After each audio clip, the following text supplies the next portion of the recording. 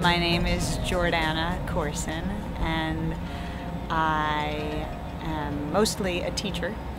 Education is really the art, and so I have a sort of philosophy of my own about teaching, and that's sort of being a leader without owning every bit of the information you're giving, and empowering people to think and act on their own. And the way you do that in here when you're blowing glass or when you're teaching folks is to teach them the language and give them the tools to make glass. And once they have that, then they can go and use glass as their voice, and part of once they have that fluency, they can use that to extend their creative voice.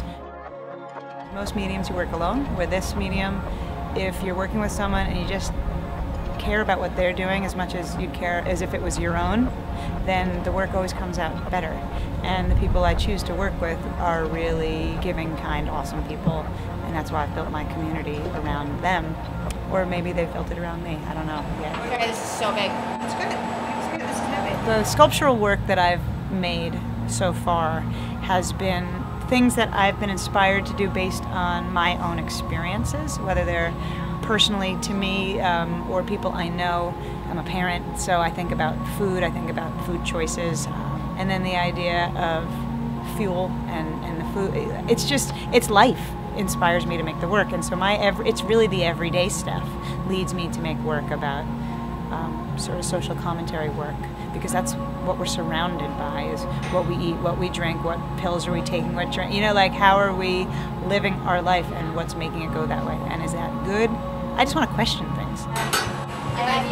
As far as making my work and being creative, I feel having a foundation in goblet making, funny enough, gives you sort of that language I was talking about, or the skill set that you need to make other things. So if you know how to handle a hot bit on the fly and shape it and do what you're going to do, you can manipulate and create sculptural objects that tell your story, or whatever you're looking to do with your work.